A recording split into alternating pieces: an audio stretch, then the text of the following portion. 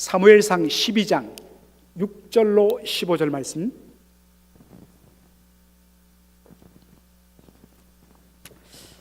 자, 6절로 15절 말씀 우리 한 절씩 교독하겠습니다. 사무엘이 백성에게 이르되 모세와 아론을 세우시며 너희 열조를 애굽 땅에서 인도하여 내신 이는 여호와시니 그런즉 가만히 서서라. 여호와께서 너희와 너희 열조에게 행하신 모든 의로운 일에 대하여 내가 여호와 앞에서 너희와 담론하리라.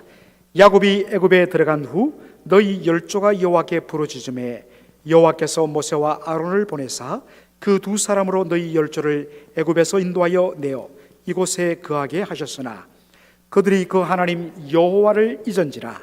여호와께서 그들을 하솔 군장 시스라의 손과 블레셋 사람의 손과 모압 왕의 손에 붙이셨더니 그들이 치매 백성이 여호와께 부르짖어 가로되 우리가 여호와를 버리고 바알들과 아스타롯을 섬김으로 범죄하였나이다. 그러하오나 이제 우리를 원수들의 손에서 건져내소서. 그리하시면 우리가 주를 섬기겠나이다 하매 여호와께서 여룹바벨과 베단과 입다와 나 사무엘을 보내사 너희를 너희 사방 원수의 손에서 건져내사 너희로 안전히 거하게 하셨거늘 너희가 암몬 자손의 왕 나하스의 너희를 치러 옴을 보고 너희 하나님 여호와께서는 너희의 왕이 되실지라도 너희가 내게 이르기를 아니라 우리를 다스릴 왕이 있어야 하겠다 하였도다. 이제 너희의 구한 왕 너희의 택한 왕을 보라. 여호와께서 너희 위에 왕을 세우셨느니라.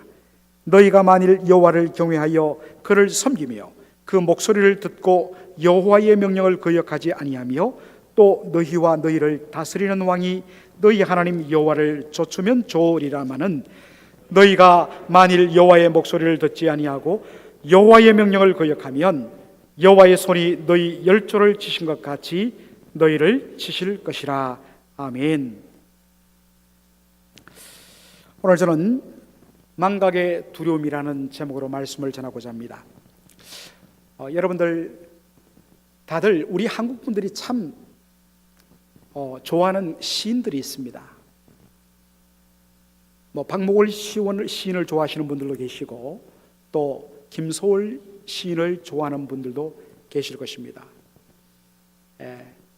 또 한 분의 시인을 여러분 들으라면 아마도 윤동주 시인을 들 것입니다. 여러분들 혹시 중국에 여러분 이 만주 지역, 연변 지역에 여러분들 가보셨 분들이 계시는지 모르겠는데 거기 가면 바로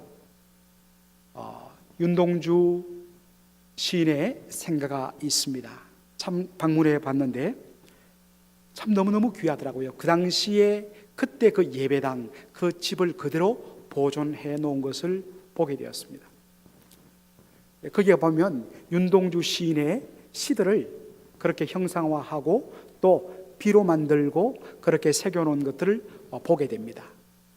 여러분들 윤동주 시인의 시 중에서 아마도 암송을 다 하시는 분들도 계실 것입니다. 그러나 다는 모르더라도 여러분들 서시의 첫 부분은 여러분들 기억할 것입니다. 한번 화면 한번 보여주시겠습니까? 죽는 날까지 하늘을 우러러 한 점 부끄러움 없기를 잎새에 이는 바람에도 나는 괴로워했다. 참 이 20대 중반의 이 젊은 청년이 예수 믿는 믿음의 집안에서 태어났거든요. 정말 하늘을 우러러 하나님 앞에서 한 점 부끄러움 없는 삶을 살고자 몸부림쳤고 그것 때문에 정말 잎새에 이는 바람에도 그렇게 괴로워하면서 몸부림쳤던 이 순수한 청년 윤동주의 모습을 여러분 떠올릴 수 있을 것입니다. 바로 이 서시가 기억나게 만드는 인물이 바로 사무엘입니다. 지난 우리 사무엘의 은퇴 고별사를 여러분들 첫 번째 부분을 다루었는데 거기에 그가 이야기합니다. 내가 지금까지 어려서부터 지금까지 하나님 앞과 사람 앞에서 한 점 부끄럼 없이 살았다. 하나님이 나의 정인이시다. 그렇게 고백하는 것을 보게 됩니다. 오늘 본문 보면 바로 이 사무엘의 고별 은퇴 연설 두 번째 파트를 오늘 다루게 되는데, 그가 이스라엘의 마지막 사사로서 이제 왕이 세워졌기 때문에 사사의 시대는 끝나고 말았습니다. 그래서 이스라엘의 마지막 사사로서 사사시대 300년간을 그가 완전히 요약해서 정리합니다. 하나님께서 이스라엘 백성들에게 가나안 땅을 주셨습니다. 그리고 가나안 땅을 차지하게 하셨습니다. 그런데 얼마 지지 않아서 그들이 하나님을 잊어버리고 하나님을 버리고 하나님께 등을 돌리고 바로 바알과 아스라롯을 섬기기 시작했습니다. 그럴 때 하나님께서 이스라엘 백성들을 바로 주변에 있는 이방 나라 군대에게 붙여버렸습니다. 그래서 어떨 때는 8년, 어떨 때는 16년, 어떨 때는 20년간 혹독하게 바로 이방 나라의 압제와 바로 짓밟힘 속에서 신음하여야 했습니다. 그러한 가운데 고난 중에서 그들이 자신들이 범죄한 것을 깨닫고 하나님 앞에 나와서 회개하고 하나님의 긍휼을 구할 때에 하나님께서 사사를 보내셨습니다. 그래서 우리가 사사기를 보면 다양한 이름의 사사들이 나오죠. 온리엘로부터 시작해서 에훗 등등 하여서 수많은 사사들이 등장합니다. 그 사사들을 통해서 그들을 구원해 주셨다. 그런데 어떤 면에서는 이것이 한 번으로 끝나지 않고 계속적으로 반복됩니다. 위기를 넘기면 또다시 바알을 섬기고 하나님을 버리고, 그래서 하나님께서 또 이방 나라의 손에 붙이면 그들이 그곳에서 신음하다가 다시 하나님 앞에 돌아와 회개하고, 그러면 하나님께서 사사를 보내주시는, 왜 이렇게 사사가 많으냐, 왜 이렇게 구원자가 많으냐, 그만큼 구원자 숫자만큼 이스라엘 백성들이 하나님을 배신하고 우상을 섬겼다는 내용입니다. 그러한 역사들을 그가 짧은 몇 구절로 정리합니다. 그런데 오늘 이 말씀을 쭉 보다가 참 제가 흥미로운 것을 봤습니다. 여러분들 11절 보시면 이런 말씀이 있죠. 여호와께서 이스라엘 백성들을 바로 이방 나라의 압제로부터 건지기 위하여 하나님께서 보내신 사사, 구원자 몇몇 사람들이 언급되는데, 여룻바알, 베단, 입다, 그리고 나 사무엘을 하나님께서 보내셔서 이스라엘 백성들을 구원케 하셨다라고 이야기하고 있습니다. 왜 수많은 사사기에 나오는 수많은 인물들 중에서 왜 이분들을 언급했을까?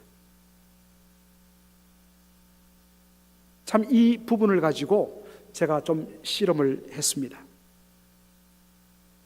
여러분, 여룻바알이 누굽니까? 여룻바알의 원래 본명이 무엇입니까? 기드온이죠. 사사기 6장에 기드온이 나옵니다. 여러분, 이 기드온 시대에는 미디안 군대에 의해서 이스라엘이 수탈을 당하던 시대였습니다. 얼마나 미디안 군대가 정말 혹독하게 수탈을 하든지, 옛날 우리 어른들 이야기를 들어보면 정말 이 제2차 세계대전이 한참 진행될 때에 군량미로 다 수탈하기 위해서 곡식들을 있는 족족 수탈해 가기 때문에 그것을 감추기 위해서 막 마당에 땅을 파고 그 속에 숨겨두면 그냥 그런 칼로 푹푹 찌르면서 있는 것을 확인하면서 발견하면 또 매를 가하고 다 뺏어가는, 그러한 것들이 바로 사사기 6장에 나옵니다. 이 기드온이란 이 청년이 어떻게 했느냐? 바로 미디안 군대의 눈을 피해갖고 곡식을 빼앗기지 않기 위해서 포도주를 만드는 포도주 틀 속에 들어갔어. 숨어서 몰래 곡식을 타작하던 그 모습 속에서 하나님께서 그를 사사로 부르십니다. 당당하게, 제가 지난 임시공동회의 때도 바로 그 부분을 이야기했습니다만, 정말 쫄장부 중에 쫄장부요, 겁쟁이 중에 겁쟁이였는데 하나님께서 그를 큰 용사라고 이야기하십니다. 그리고 하나님께서 내가 너와 함께한다, 내가 너로 미디안을 물리치게 하겠다, 하나님께서 그를 사사로 세우시고 능력 주시고 은혜 주시겠다고 약속하는데 그는 믿지를 못합니다. 그래서 어떡합니까? 하나님, 정말 하나님께서 나를 보내셨다면 하나님 저로 한번 테스트하게 해주십시오. 어떻게 할까? 2번 연속으로 하죠. 한 번은 양털 뭉치를 갖고 와서 하나님이여 이것을 밖에 내놓겠습니다. 땅에는 이슬이 촉촉하게 밤사이에 졌는데 이 양털만큼은 뽀송뽀송 마르게 하여 주옵소서. 그랬는데 하나님이 그대로 했습니다. 그럼 믿어야 될 것 아니겠습니까? 그런데 그가 어떻게 합니까? 하나님 한 번만 더 테스트하겠습니다. 이번에는 반대로 해주십시오. 지면에 이슬 한 방울도 묻지 않고 땅이 마르게 하여 주시고 오직 이 양털 뭉치만 물에 젖게 하여 주옵소서, 이슬에 젖게 하여 주옵소서. 하나님께서 그대로 들어주셨어요. 그래서 요즘에도 하나님께서 정말 나와 함께 하시는가, 하나님께서 정말 나를 이곳으로 보내셨는가, 하나님께서 정말 이 일에 대해서 응답 주시는가를 확인하기 위해서 그런 방법으로 확인하는 분들이 계세요. 때로는 하나님께서 그들의 그 낮은 수준으로 맞추어서 하나님 때때로 그렇게 해 주시기도 합니다. 그러나 그것은 다른 말로 무엇입니까? 그만큼 믿음이 없고 의심이 많고 준비가 안 됐다는 거예요. 그런데도 하나님께서 이 기도원을 사용하셨습니다. 기도원을 통하여서 바로 미디안 10만 군대를 물리치고 이스라엘 백성들을 구원했습니다. 두 번째 인물이 누구로 되어 있습니까? 베단으로 되어 있습니다. 여러분들 혹시 성경을 갖고 계신 성경 중에 여러분들 거기 풋노트를 보면 이렇게 1번 해서 한번 보세요. 뭐라고 되어 있습니까? 70인역 역본에는 바락이라 되어 있다. 이 70인역이란 것은 바로 구약 성경은 히브리어로 되어 있지 않습니까? 그런데 이스라엘 백성들이 이래 포로로 끌려가거나 여러 가지 이유로 이 아프리카 북쪽부터 해서 지중해 연방 쪽에 다 흩어져 살면서 그들이 바로 거기서 2대, 3대, 4대로 흘러가면서 히브리어를 까먹고 바로 그 땅의 언어 헬라어밖에는 할 줄 모르게 됩니다. 그래서 헬라어를 사용하고 있는 이 히브리 자손들을 위하여 히브리어를 헬라어로 번역한 구약 성경이 뭐냐? 70인 역본입니다. 전설에 의하면 70여 명의 바로 번역자들이 한 부분씩 맡아서 함께 번역을 했기 때문에 70인 역 그렇게 합니다. 정확히는 72명이라고 전설에 나오는데 합쳐서 그냥 70인으로 이야기합니다. 그래서 70인 역본 이렇게 이야기합니다. 거기에 보니까 베단이라는 이 이름을 뭐로 번역했느냐? 뭐로 번역했다고요? 바락이라고 되어 있습니다. 여러분, 바락이 어디에 옵니까? 적어도 수요 예배에 오신 분들은 이 성경의 큰 흐름은 좀 아셔야 됩니다. 몇 분이 입술로 사사기 4장 이렇게 말씀하셨습니다. 사사기 4장에 보면 저 하솔, 오늘날의 갈릴리 북쪽에 있던 바로 이 아람의 한 지파를 말합니다. 하솔왕 야빈의 군대장관 시스라가 군대를 몰고 와서 바로 이스라엘을 완전히 짓밟아 버립니다. 그때 하나님께서 들어쓰셨던 바로 사사가 누구냐니까 바로 더보라입니다. 영어로 데보라. 그런데 그를 여선지자 데보라라고 이야기하고 있습니다. 원래 구약에서는 선지자는 남성이 담당하게 되어 있습니다. 그런데 특이하게 구약 성경에서 여선지자 두 사람이 언급되지요. 한 사람은 바로 더보라고 또 한 사람은 훌다입니다. 요시야 왕 때의 여선지자 훌다. 왜 여러분 사사시대에 여선지자 데보라가 있었고 그리고 요시야 초기에 여선지자 훌다가 있었을까요? 그것은 그만큼 남자들이 제대로 구실을 못했기 때문입니다. 하나님께서 그들에게 선지자의 사명, 제사장의 사명을 맡겨주었지만 제대로 감당하는 사람 없다 보니 하나님께서 여선지자를 세우사 바로 그 시대에 바로 영적인 나약함을 고발하는 것입니다. 그때 하나님께서 감동을 주사 바로 데보라를 통해서 바락을 세우십니다. 그리고 바락에게 이야기합니다. 여호와께서 너와 함께 하신다. 하나님께서 너의 손에 이 하솔왕 야빈과 군대장관 시스라를 붙였다.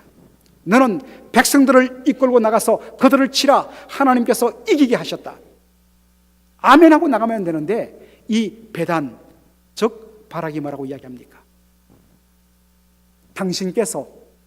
데보라 당신께서 나와 함께 가지 않으면 나는 싸울 수 없습니다 라고 이야기합니다. 그때 데보라가 뭐라고 이야기합니까?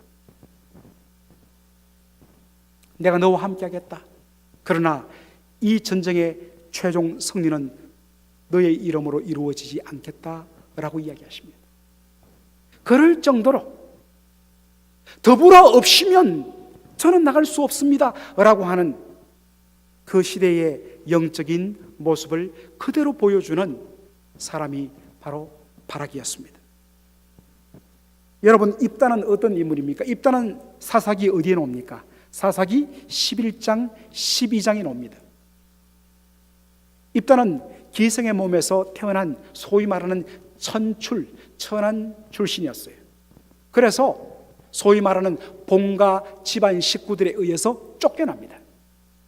그래서 복수심에 불타면서 그는 장골로 태어났기 때문에 그러한 사람들을 끌어모아갖고 큰 세력을 형성해서 광야에서 살고 있었습니다. 그런데 이 요단 동편 길앗 땅, 바로 이웃에 있던 암몬 족속이 길앗 땅을 침공했습니다. 그들의 능력으로 도무지 감당할 수 없자 어떡합니까? 바로 저 광야 쪽으로 쫓겨나서 살고 있던 입다에게 찾아가죠.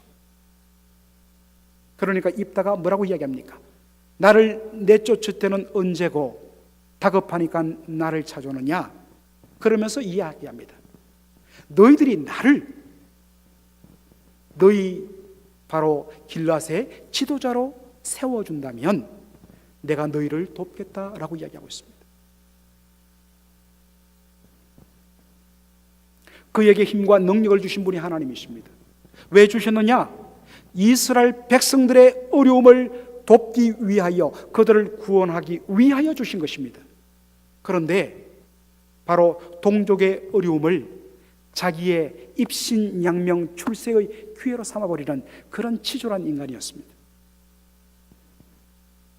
그리고 그가 암몬 족속과 전쟁을 하는데 하나님 앞에 뭐라고 서원합니까?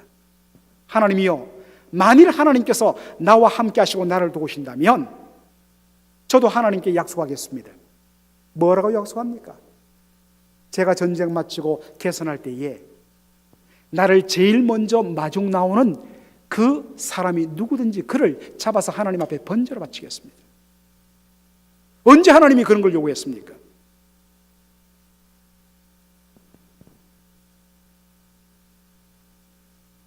하나님은 하나님의 구원을 어떤 우리의 조건에 의해서 행하시는 분 아니십니다.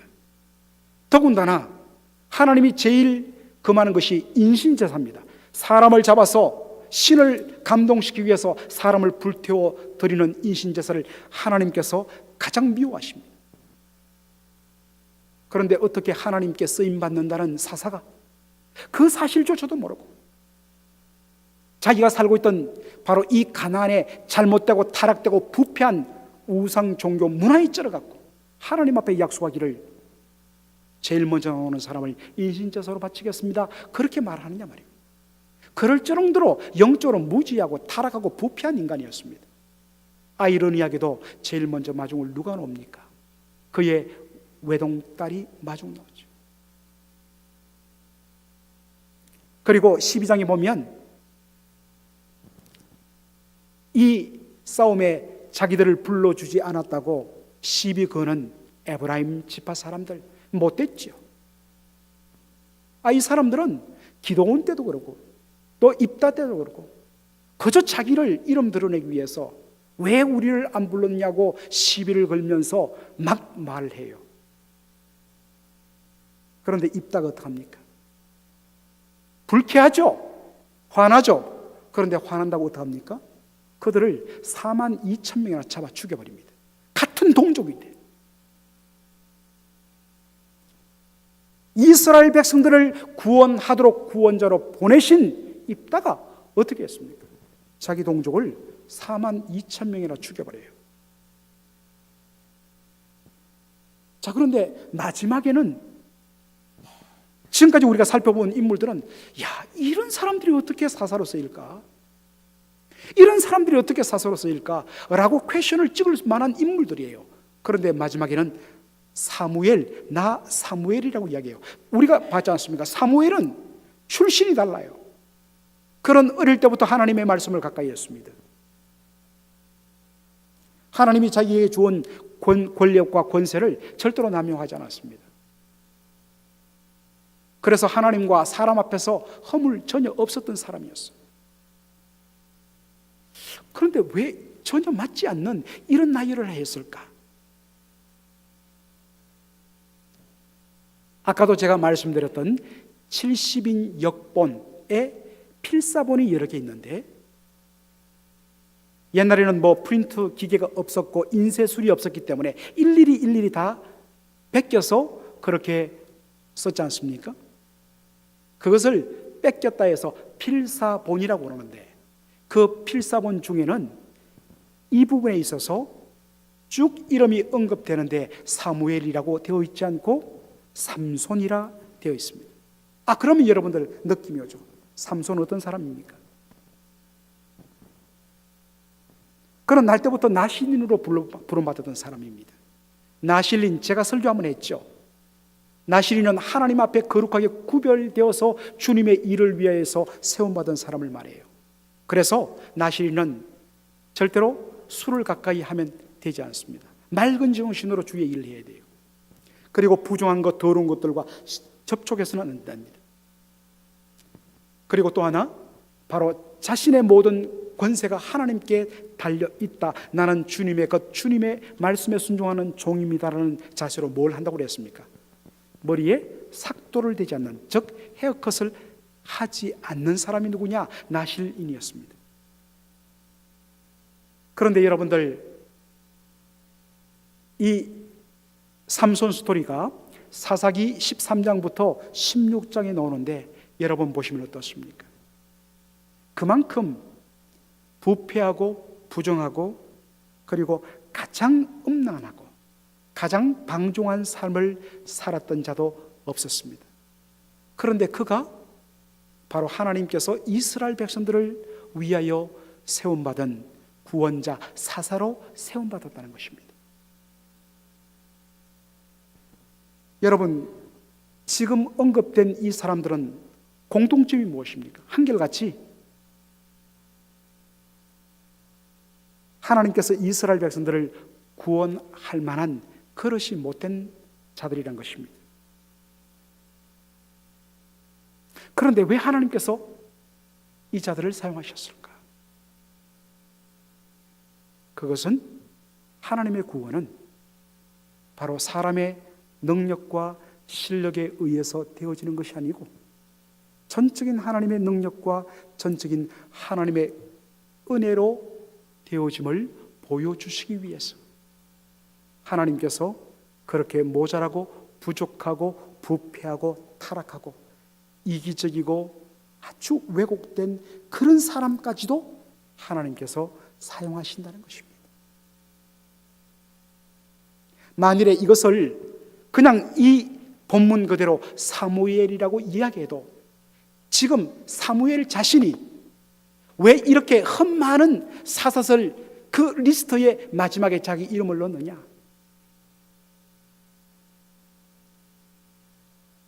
남들 보기에는 자기는 좀 다른 것 같지만, 오 주님, 저도 마찬가지입니다. 주님께서 저를 붙들어 주지 아니하시고 은혜 주지 않으셨다면 저는 설 수 없고, 그리고 제가 잘나서 이스라엘 백성들을 구원한 것이 아니라 바로 전적인 하나님의 은혜로 말미암아 제가 구원했습니다, 쓰임 받았습니다라는 것을 스스로 고백하는 그의 겸손함이 그 속에 들어있다는 거예요.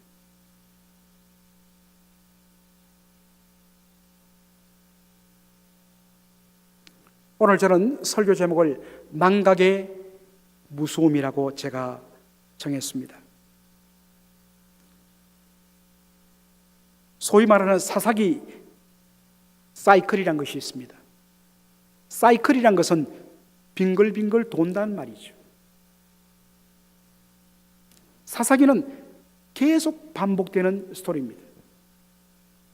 하나님의 은혜를 저버리고 하나님을 버리고 가나안의 우상을 섬기다가, 그랬을 때 하나님께서 그들을 치시고 바로 이방 나라의 손에 붙이시고 혹독한 압제를 당하게 하시고, 그런 가운데 하나님 앞에 회개하고 나와서 긍휼을 구할 때 하나님 용서해 주시고 사사를 보내주심으로 그들을 구원하시고,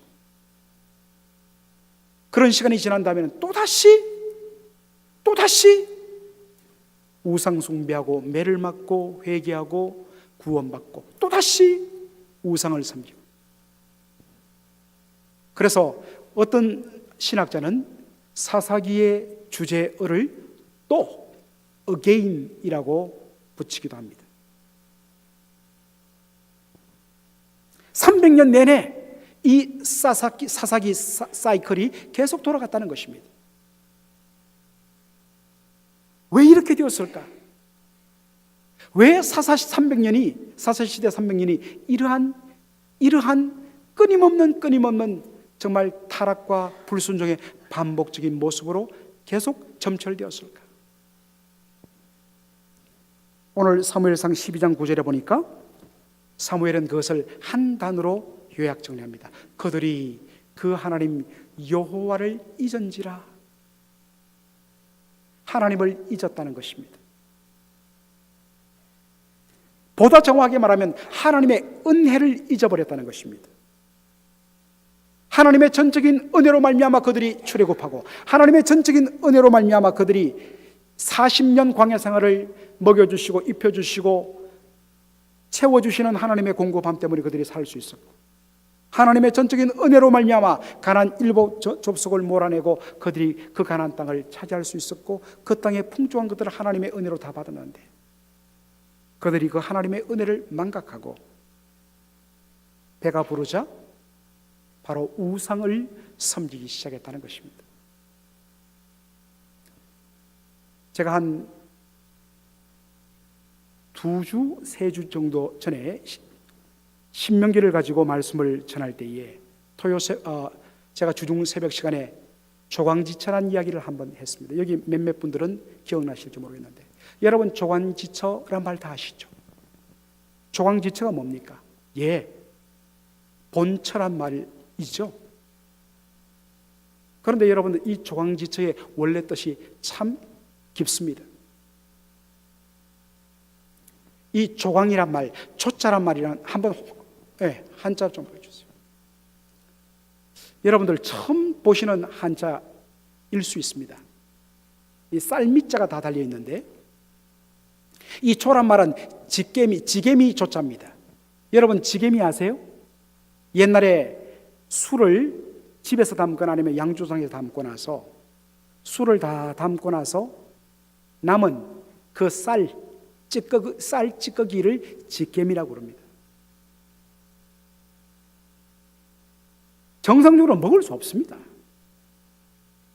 그런데 먹을 게 없으니까, 집에 쌀 한 톨도 없으니까 양조장에 가서 그 지게미를 얻어와 갖고 그걸 먹으면 막 속이 쓰리고 뒤틀리고 하는데도 먹고 살기 위해서 지게미를 먹습니다. 그리고 겨자란 것은 격앙자입니다. 이 정미소에서 쌀이라든지 보리를 탈곡할 때에 그 껍질들을, 그 껍질, 그것들을 벗겨내고 속에 하얀 것만 가지고 양식을 삼지 않습니까? 벗겨낸 쌀 껍질을 바로 강이라고 이야기합니다. 겨강자. 저거 제대로 먹을 수 없어요. 그런데 먹을 것이 없으니까 그거 부시락이 끌고 와갖고 죽 끓여 먹는 겁니다. 돌도 씹히고 거칠거칠하고 막 배가 아프고, 아내가 또 남자들이 이 자존심 때문에 가서 뭐 그런 거 안 가지고 오지 않습니까? 하는 수 없이 이 부인이 가서 눈치 보면서 구박 맞으면서 그거 끌고 와갖고 거기에 풀 넣고 죽 끓여갖고 남편 먹이면서 그렇게 힘들고 어려운 시절을 함께 보낸 아내가 바로 조강지처입니다. 그런데 이제 먹고 살만하게 됐어요. 먹고 살만하니까 이 인간이 눈이 뒤집혀갖고 보니까 이 조강지처 본마누라는 얼굴도 쪼글쪼글해지고 참 볼품도 없는데 이제 돈 많고 하다 보니까 읍내 나가보니까 막 이쁜 처자들 보이니까 그것을 후실로 맞아들이고 본 아내를 구박하고 내쫓는 것. 그래서 옛날 말 있죠. 조강지쳐 버리면 천벌 받는다고.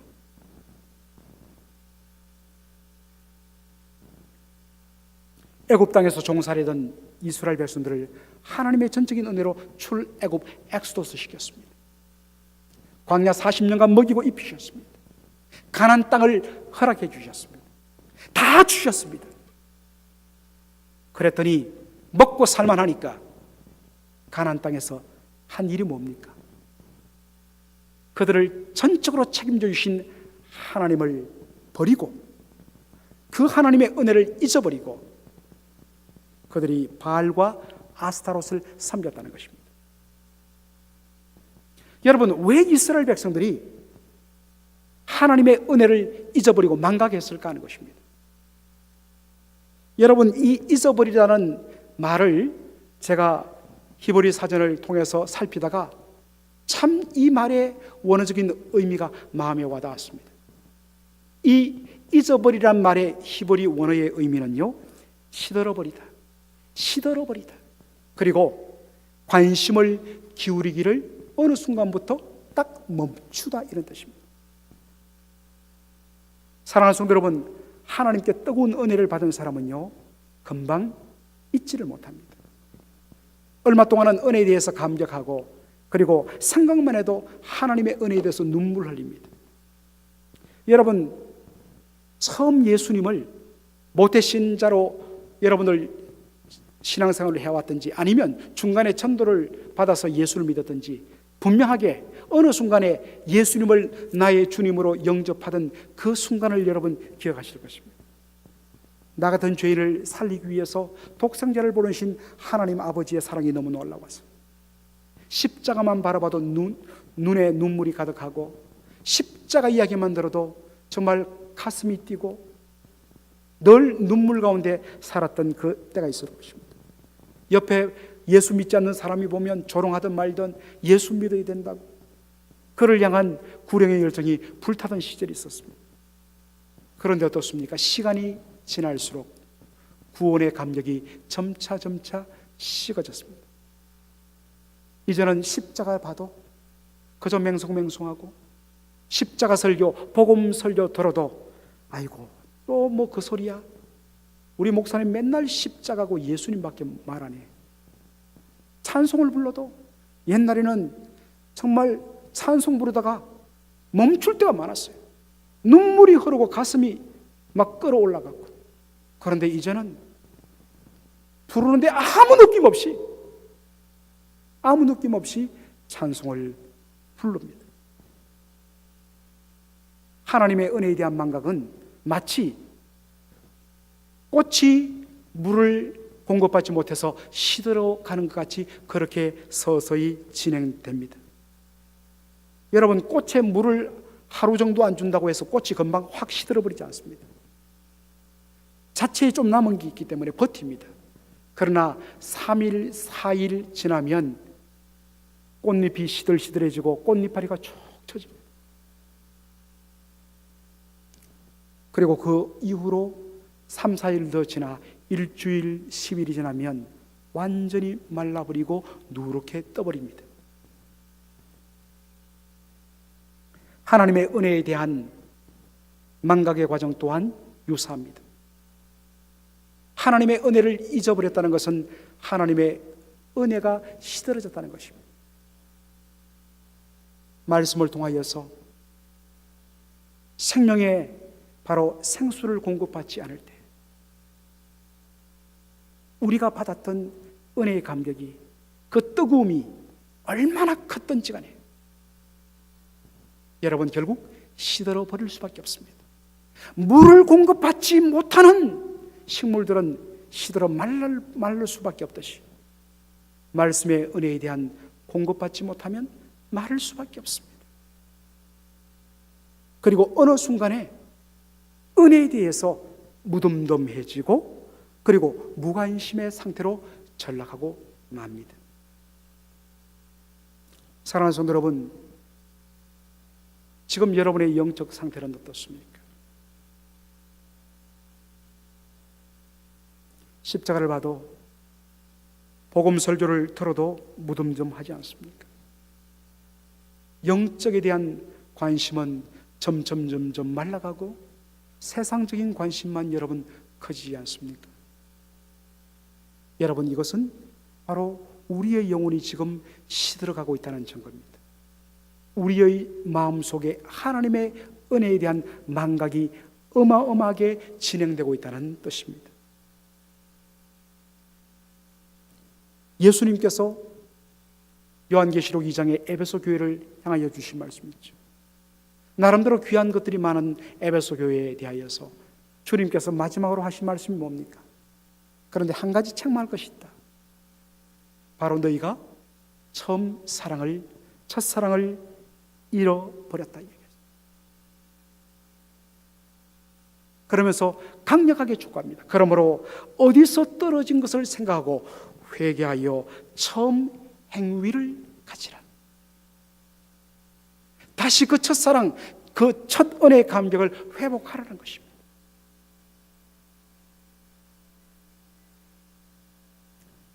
오늘 저는 이스라엘 백성들이 왜 사사시대 300년의 그 흑암을 보냈는가? 근본적인 이유는 바로 하나님의 은혜에 대한 망각 때문이다 했습니다. 오늘 다시 한 번 더 우리의 자신의 영적인 상태를 살피면서 주여 첫사랑의 감격을 회복하여 주시며 다시 은혜의 그 귀한 물줄기가 제 심령 속에 흐르게 하여 주옵소서. 회복하게 하여 주옵소서. 기도하시는 저와 여러분 되기를 주의 이름으로 축원합니다. 아멘.